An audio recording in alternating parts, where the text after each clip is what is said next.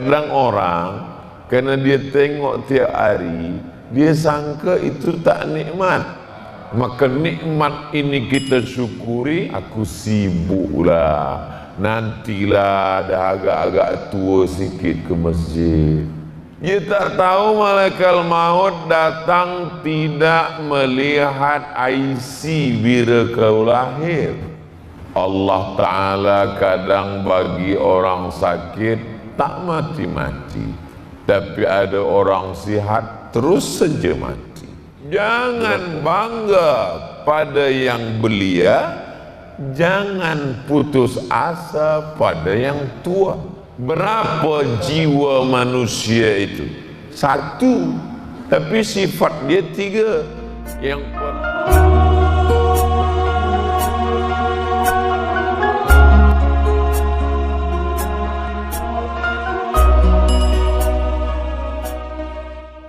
saya ni bekerja, Ustaz Abdul Somad. Supervisor saya tak bagi saya izin sembahyang. Sebab kata dia time is money. 5 minit adalah wang. Jadi macam mana kamu sembahyang? Saya ambil kain di tempat toilet tu, maka saya hadapkan ke kiblat, di situ saya sembahyang. Kata saya, cubalah tengok kalau tak ada najis, ad-darurat tubihul mahzurat, daripada tak sembahyang sama sekali. Maka kadang kita tak menganggap ini nikmat, tapi ini nikmat luar biasa. Television ada acara agama, malam-malam, subuh-subuh, pagi-pagi penuntut-penuntut baca Quran, semua mengingatkan kita pada Allah Subhanahu Wa Taala. Inilah nikmat yang besar.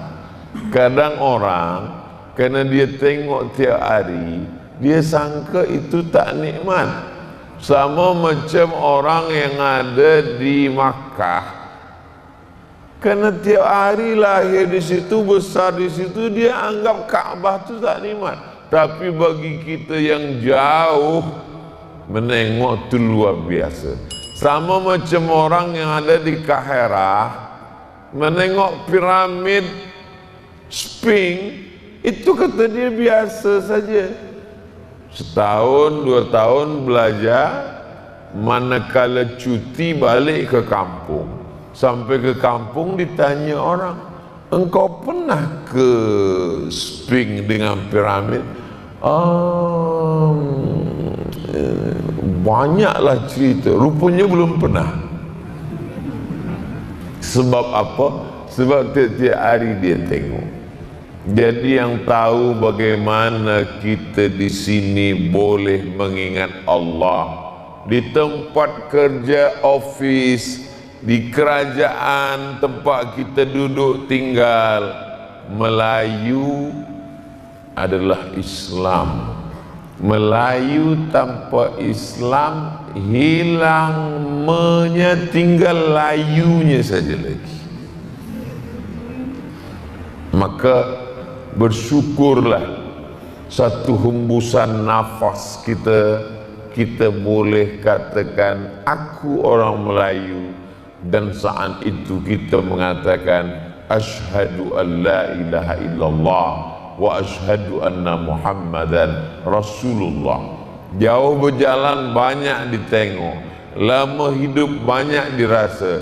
Cubalah kita berbual-bual, sembang-sembang dengan saudara-saudara kita, sedarlah kita betapa susahnya menjalankan agama di beberapa tempat. Maka nikmat ini kita syukuri dengan melaksanakan semua yang diperintahkan Allah Subhanahu Wa Taala, jauhi semua yang dilarang Allah Subhanahu Wa Taala. Itulah yang menyelamatkan kita. Sampai bila?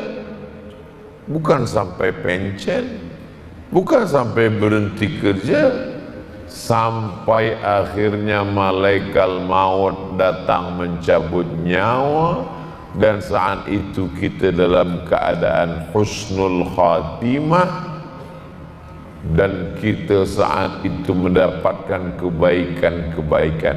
Banyak setengah orang menganggap engkau tak sembahyang ke masjid. Aku busy, aku sibuk lah, nantilah dah agak-agak tua sikit ke masjid. Dia tak tahu malaikat maut dah sampai jerudong. Dia tak tahu malaikat maut dah landing. Dia tak tahu malaikat maut datang tidak melihat IC bila kau lahir. Bila sampai masanya, idza jaa ajaluhum la yastakhiruna sa'atan wa la yastaqdimun. Kenapa engkau belum sembahyang ke masjid lagi? Kenapa belum baca Quran lagi? Rasa-rasanya sihat lagi. Nantilah udah agak-agak demam, sakit, diabetes, gula jantung, asam urat, asam lambung, asam pedas, asam lemak. Allah Ta'ala kadang bagi orang sakit tak mati-mati, tapi ada orang sihat terus saja mati. Berapa banyak orang yang dikhawatirkan oleh doktor. Oh, kalau menengok penyakit macam ni nampaknya tak ada harapan kesembuhan. Tuan balik ke rumah, puan bagi makan, tidur. Ini nampaknya tak ada. Sampai saat ini masih hidup, doktor yang bagi tahu tu pula dah mati duluan. Mohon maaf doktor, jangan sakit hati. True story. Begitulah kehidupan manusia. Jadi jangan berharap pada yang sehat, jangan putus harap bagi yang sakit. Jangan bangga pada yang belia, jangan putus asa pada yang tua. Ini kadang kita tengok orang tua, saya ini dah tak ada harapan lagi Ustaz, nampaknya saya nak mati. 5 tahun tak mati-mati. Tapi berapa banyak pula orang yang belia, lupa, tapi saat lupa itulah datang. Ingat, orang jatuh kerana batu-batu kecil. Orang jatuh karena kulit pisang. Jarang orang jatuh kena batu besar. Sebab batu besar dia tengok takkan mungkin jatuh. Tapi batu kecil lah yang membuat orang akan jatuh. Jangan sampai kita jatuh. Kalau jatuh di dunia terluka ada obatnya. Tapi kalau sampai jatuh dalam perbuatan maksiat, terjerumus pada perbuatan yang melalaikan, dunia ini adalah tempat bukan kampung halaman kita. Kampung halaman kita yang abadi nanti manakala kita dijemput Allah Ta'ala dengan satu kalimah jemputan. Ya ayyatuhan nafsul mutmainnah, wahai orang yang jiwanya tenang, irji'i ila rabbiki radiyatan mardiyah, kembalilah engkau menghadap Allah dalam keadaan Allah ridha, dan engkau ridha menghadap Allah, Allah meridaimu. Fadkhuli fi ibadi, masuklah ke dalam golongan hambaku yang baik-baik. Wadkhuli jannati, masuklah ke dalam surgaku. Mudah-mudahan kita termasuk orang yang dijemput Allah Subhanahu wa ta'ala. Mutmainnah. Berapa jiwa manusia itu? 1, tapi sifat dia 3. Yang pertama, ammaratum bisu, nak buat jahat aja. Kalau kita bicara dengan dia 5 minit, minit pertama tu yang baik. Masuk minit kedua, hantu, setan, iblis, pontianak, semua. Tapi ada lagi satu nama sifatnya lawamah. Lawamah ini baik ada, tak baik pun ada, dua-dua ada. Ayo kita mengaji, ayo.